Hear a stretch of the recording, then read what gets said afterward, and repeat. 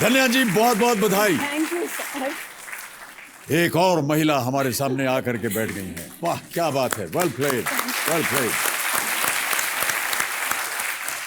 आप मल्लपुरम से हैं? हाँ जी सर। मल्लपुरम कहाँ पर है केरल में? मलप्पुरम कैलिकट डिस्ट्रिक्ट के पास में है, नॉर्थ केरला में है। नॉर्थ केरला में है। आप वहीं पर रहती हैं या मैं रहती अभी गोवा में हूँ। काम आप गोवा में रहती हैं? Oh okay. क्या काम करती हैं आप गोवा में? मैं बैंक में। बैंकिंग में हैं आप? ओहो, यहाँ से ढेर सारी धनराशि जीत कर जाइए, हाँ जी सर। अपने बैंक में डालिए और उसका बिल्कुल। जितना इंटरेस्ट आपको मिले वो हमें भेज दीजिएगा। ठीक है सर, आप अकाउंट नंबर दे दीजिएगा सर। बहुत बहुत स्वागत है आपका।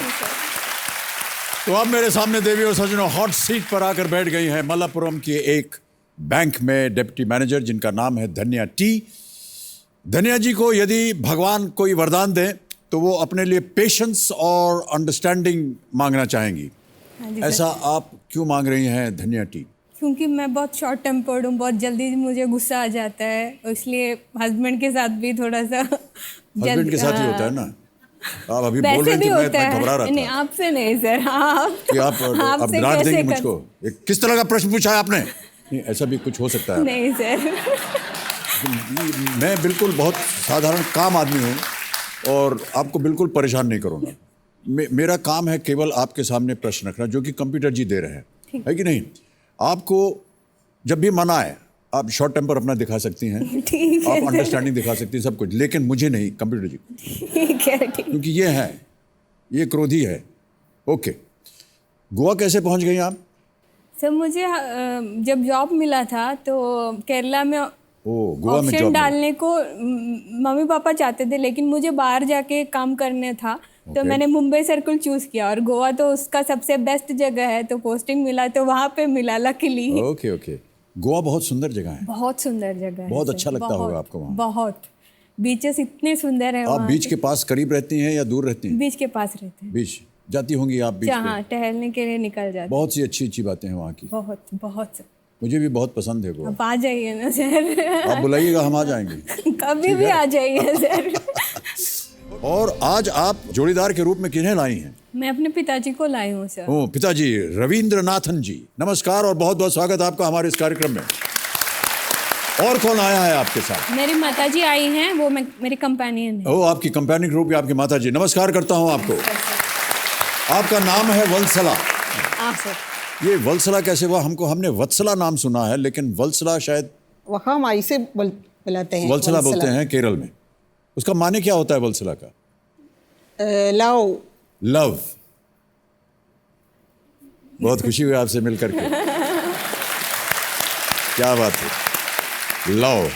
ऑलराइट धन्या जी, आपके ऊपर हमारे पास एक वीडियो है, हम चाहते हैं कि हमारे जितने दर्शक हैं उसे देखें, तो can we have that video please?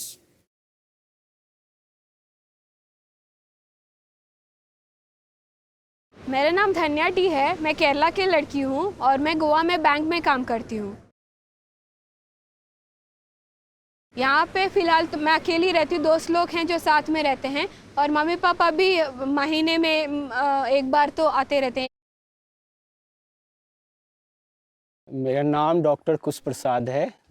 मैं धन्या का हस्बैंड हूँ और मेरा घर महदेवा है जो बिल्कुल बिहार और नेपाल के बॉर्डर पे स्थित है।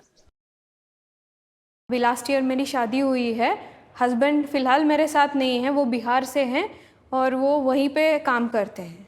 हम लोग मैट्रिमोनी साइट पे मिले हैं। हमें उनका कल्चर अच्छा लगा, उनकी फैमिली बैकग्राउंड अच्छा लगा, फिर धीरे धीरे हमारी दोस्ती बढ़ी और फिर हमने डिसाइड किया कि हम लोग शादी करें। मुझे हमेशा से लगता था कि मुझे दूसरे कल्चर में शादी करना है। हिंदी मुझे बहुत अच्छी तरह से आता है, क्योंकि वो यूएस में भी पढ़े बले हैं तो उनकी अंग्रेज़ी भी मतलब बहुत अच्छी है, तो कम्युनिकेशन में हमको प्रॉब्लम कुछ हुआ नहीं था।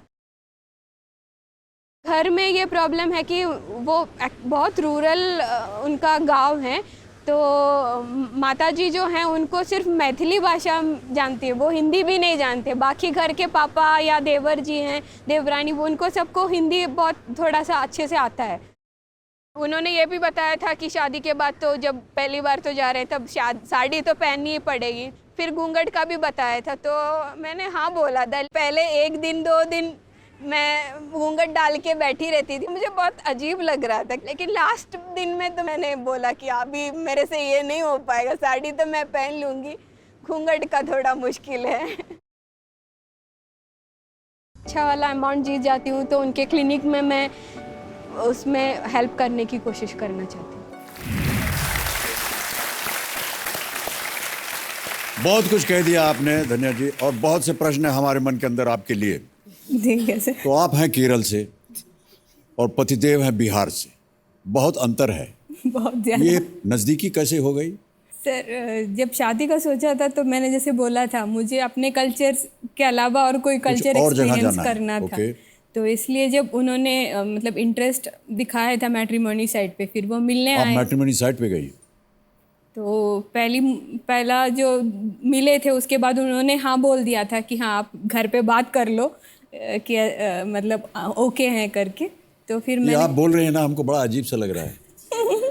क्यों सर? क्योंकि एक इश्तिहार दीजिए कि एक्सक्यूज़ मी, मैं शादी करने के लिए तैयार हूँ, मेरी हाइट ये है, मेरा रंग ये है, मैंने इतनी शिक्षा प्राप्त की है और लड़का जो है ऐसा होना चाहिए। बस हमको बड़ा अजीब सा लगता है, लेकिन है, अब क्या किया जाए, प्रथा है। हम तो अपनी सर पत्नी आप को तो इतने फेमस हैं, आपको करने की जरूरत नहीं पड़ती। फेमस का ऐसे थोड़ी ना हो जाता है। हम तो अपनी पत्नी से मिले और हमने कहा कि कुछ दिन तक उनके साथ हम घूमे फिरे, फिर हमने कहा कि अब हमको विवाह कर लेना चाहिए। उन्होंने कहा चलिए, तो बस वो कर लिया विवाह, और क्या।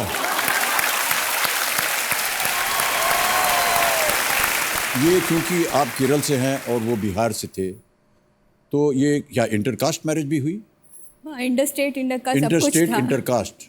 माता पिता को ये नहीं, वो एक्चुअली बहुत टाइम से मेरे शादी के पीछे पड़े हुए जब थे। पीछे पड़े थे तो ये आ गए, हमने कहा चलो जल्दी कर दो। नहीं ऐसा नहीं, मतलब मुझे पसंद नहीं आ रहा था बहुत, जैसे बहुत से- नॉर्मल अच्छा, बहुत अरेंज से और भी वाले। देखे हाँ, आपने। तो ये जब ठीक लगा, मुझे भी ठीक लगा, तो मम्मी पापा की तरफ से ज्यादा ना नहीं था। आपको ठीक लगा तो ठीक है।